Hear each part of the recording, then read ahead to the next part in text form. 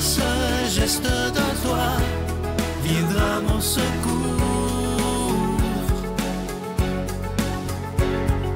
Viens semer dans mon âme le grain de l'amour. Je traverse un désert et je meurs de soif. Montre-moi le mystère qui garde la foi. Bonjour et bienvenue à votre émission La Victoire de l'amour en ce jeudi 15 septembre. On rejoint tout de suite pour sa chronique Simon Lessard et à l'homélie, ce sera le révérend Joël Lapierre.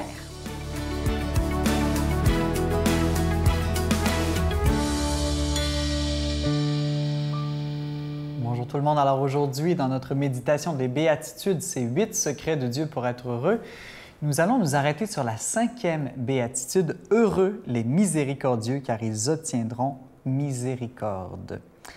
La 5e béatitude, elle est un peu spéciale. C'est la seule où la cause et l'effet du bonheur, ces deux parties dans chacune des béatitudes, coïncident. C'est la miséricorde.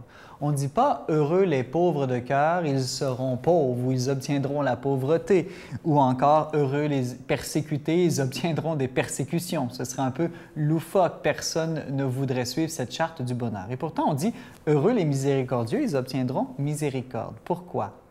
Eh bien, parce qu'il faut faire la distinction entre deux miséricordes, la miséricorde donnée et la miséricorde reçue.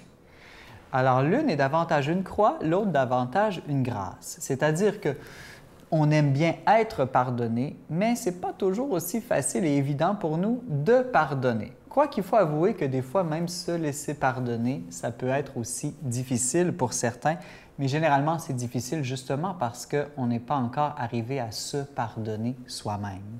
Voilà pourquoi un des sens profonds d'être miséricordieux, c'est aussi d'être miséricordieux envers soi-même. Parce qu'on ne sera jamais plus miséricordieux envers les autres qu'on l'est d'abord envers soi. Donc voilà, heureux les miséricordieux. Vous savez, c'est très important cette béatitude et elle vient tout de suite après « heureux les affamés et assoiffés de justice ». Et ce n'est pas pour rien qu'elle vient tout de suite après. Parce qu'après avoir parlé de la justice, on se rend bien compte que personne n'est parfaitement juste ici-bas. Qui peut dire qu'il est un parent parfait, un fils ou une fille parfait? Hein? Qui peut dire qu'il a un patron, un employé parfait, un ami parfait? En tout cas, pas moi. Et voilà pourquoi elle est très bienvenue, cette béatitude de la miséricorde. Cette béatitude de la miséricorde, parce qu'on en a tous besoin de la miséricorde. La miséricorde, elle dépasse toujours la règle. La miséricorde, elle aime l'imperfection. La miséricorde, on peut dire qu'elle ne sait pas vraiment compter, hein, elle est mauvaise en mathématiques. La miséricorde préfère donner et pardonner. La miséricorde libère de l'obsession aussi de l'égalité. Hein? Elle est dans la gratuité, dans la générosité. Ah, que nous en avons tous besoin de miséricorde. Et parce qu'on a tous besoin de recevoir la miséricorde, voilà ce que nous dit cette béatitude, on a aussi tous besoin de la donner. Voilà, on est appelés à vivre tous des gens imparfaits les uns avec les autres, donc on est appelés tous à pardonner et à se laisser pardonner.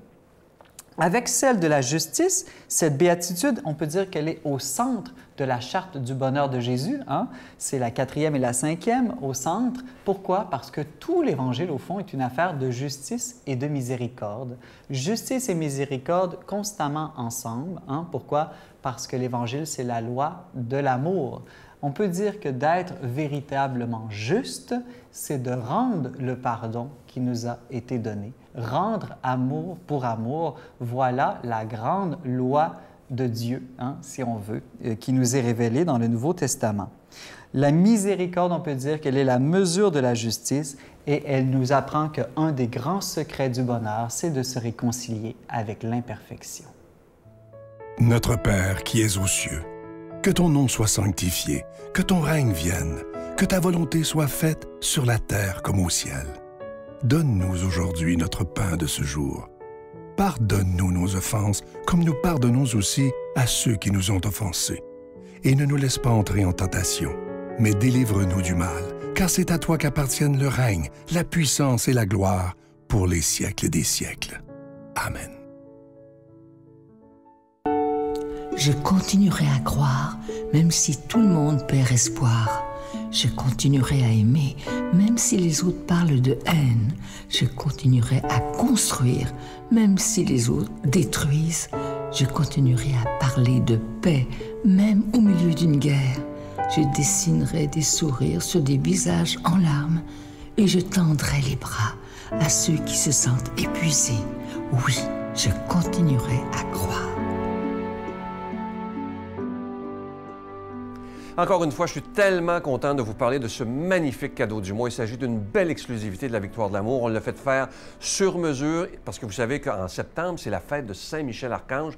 Donc, c'est un pendentif tout à fait spécial. D'un côté, vous avez ce grand saint, Saint Padre Pio, priez pour nous. Et de l'autre côté, vous avez Saint-Michel, protégez-nous. Vous savez que la réputation de Saint-Michel, dont c'est la fête le 29 septembre prochain, c'est de nous protéger contre le mal. Et ça, j'y crois profondément. Et Saint Padre Pio avait une grande dévotion à Saint-Michel-Archange. Ce pendentif, il est en acier inoxydable, il inclut la chaîne et il est déjà béni. Et pour moi, c'est un symbole, évidemment, mais ce pendentif est le symbole d'une protection suprême si on le porte avec foi et confiance. Je vous donne l'adresse en vous rappelant que vous le recevrez avec un don de 25 et si vous en voulez deux, avec un don de 40 La Victoire de l'amour, case postale 120, succursale Boucherville à Boucherville, le J4B 5E6, je vous la redonne. La Victoire de l'amour, case postale 120, succursale Boucherville à Boucherville, le J4B 5E6. Également par téléphone, par carte de crédit du lundi au vendredi de 8h30 à 16h30 dans le 514-523-4433,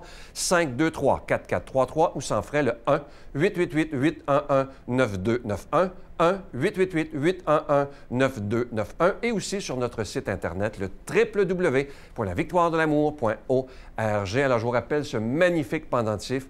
D'un côté, vous avez Saint Padre Pio, priez pour nous, et de l'autre côté, Saint Michel, qui est un archange, protégez-nous. Merci de tout cœur de votre grande générosité et merci de nous porter dans votre prière.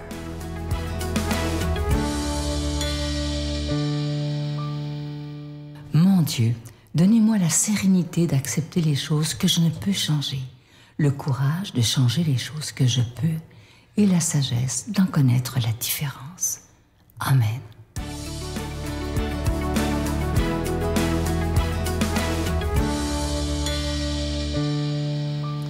Nous voici ce matin devant un court texte, souvent passé rapidement et dont le sens profond nous échappe parfois. Et lisons-le attentivement ce matin, ces paroles que Siméon a données à Marie.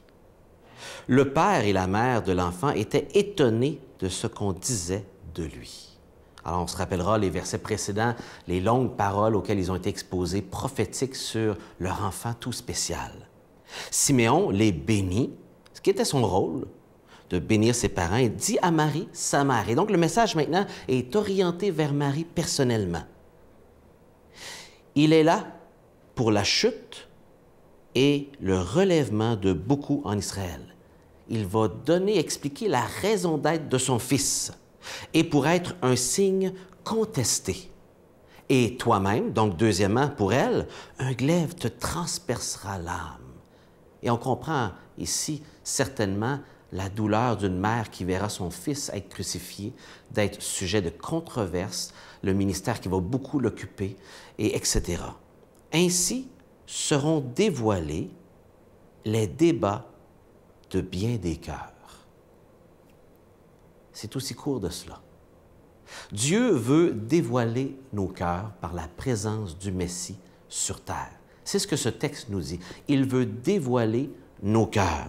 Remarquez bien le choix des mots. Il est venu ici pour la chute et le relèvement de beaucoup. Le ministère de Jésus passe par notre ruine et le relèvement. Le relèvement, c'est le mot ici qu'on utiliserait ailleurs pour parler de résurrection. Il parle de son ministère, d'amener les gens à un certain échec, un constat d'échec et de pouvoir les relever. C'est ce que le Seigneur fait. Il ne veut pas nous amener devant notre constat d'être pécheur et notre besoin de lui pour nous laisser le languir. Non, il a toujours sa main tendue pour nous relever. Et c'est tellement fort que ce mot peut être traduit résurrection. Alors, c'est un relèvement permanent, solide que Jésus offre. Et il dit ici que c'est pour Israël particulièrement, en premier lieu, qu'est sa présence, qui a été promis, la venue du Messie. Rappelez-vous, dans les versets précédents, et je vous pointe vers le verset 32, on dit « La raison d'être pourquoi il est venu, c'est lumière pour éclairer les nations et gloire d'Israël, ton peuple. » Voilà la raison d'être de Jésus, mentionnée aussi au verset 32.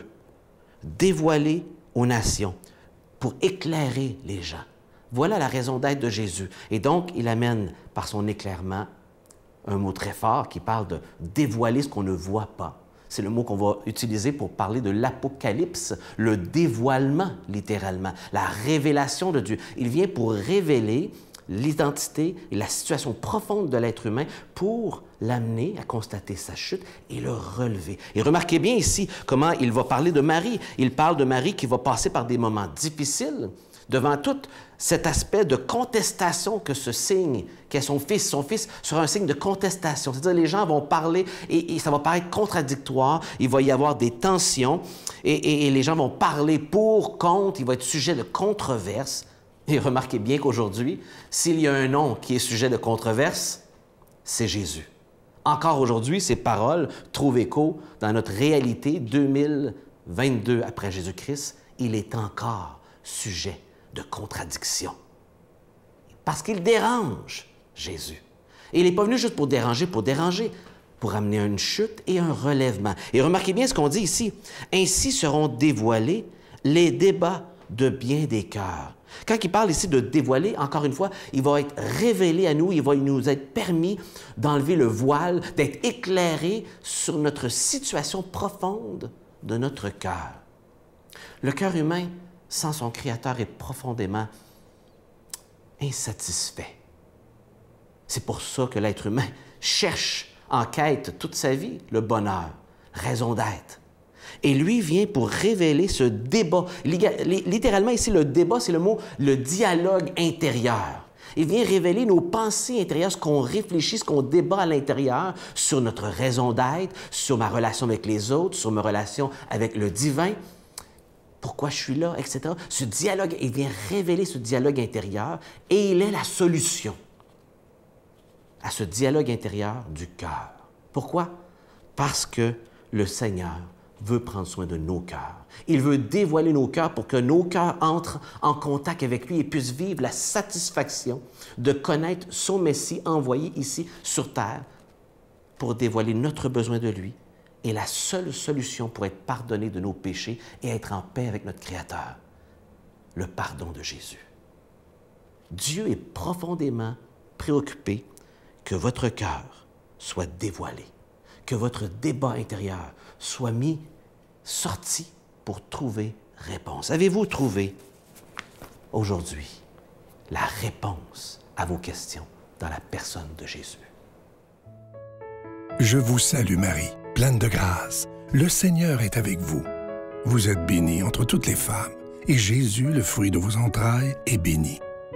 Sainte Marie, Mère de Dieu, priez pour nous pécheurs, maintenant et à l'heure de notre mort. Amen.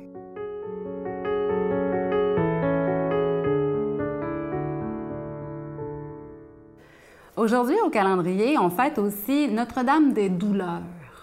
Pourquoi pas porter dans notre prière et confier à la Vierge Marie toutes ces douleurs qu'on voit les gens qui nous entourent, que ces gens-là portent, donner toutes les douleurs que nous-mêmes on porte et toutes les douleurs du monde, toutes les guerres, toutes les famines, tous les soucis que portent nos proches. Confions tout ça dans les mains de la Vierge Marie, elle qui a versé des larmes et qui peut aujourd'hui nous aider à dépasser, à aller de l'avant malgré tout, à garder confiance surtout et à garder la foi. Bonne journée. Justement, même quand on a l'impression que ça va pas, que c'est difficile, qu'on est dans une traversée du désert, bien, il y a du bien là-dedans aussi. Mais là, c'est sûr que ça demande un effort d'aller le voir, puis de ne pas laisser les peurs nous envahir. Oh Seigneur, guéris mon cœur. Oh Seigneur, soulage ma douleur. Viens m'aider dans mes souffrances.